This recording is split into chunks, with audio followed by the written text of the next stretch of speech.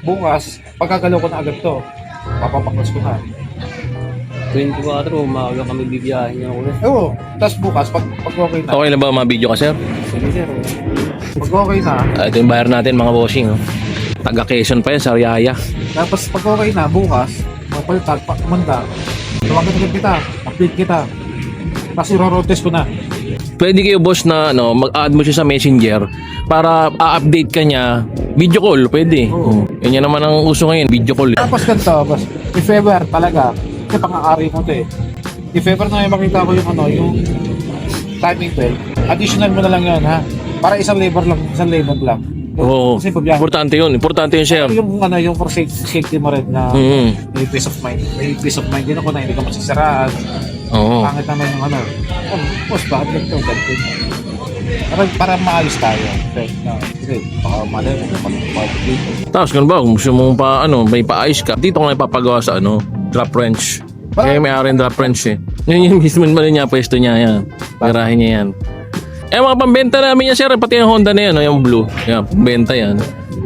Tsaka yung GLI na puti na yan, pangbenta rin yun. May focus pa kami dyan. Saan yung focus natin? Ford Focus.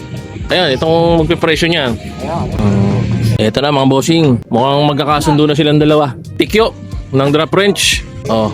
Yun. Matinding buyer natin. Inipon ata ng 1 taon to ah. Ayun magda-down muna siya mga boss ng 30K. Ngayon, yung mga issue, ayusin ni Boss Tikyo.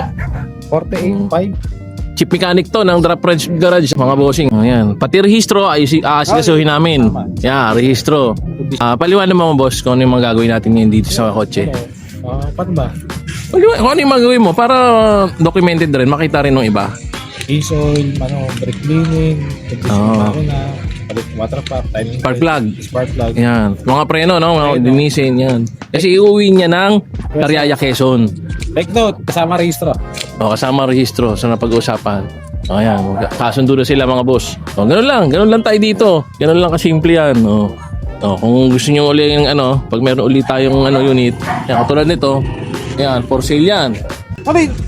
Yung offer ko niya tumawag 55. Yan lang. 55 yung sabi. Paano naman? Yung kasama detailing. Oo. Isama mo na kasi yun. Ayun ang bonus mo sa kanya. Bilang follower natin yun. Ay, sige.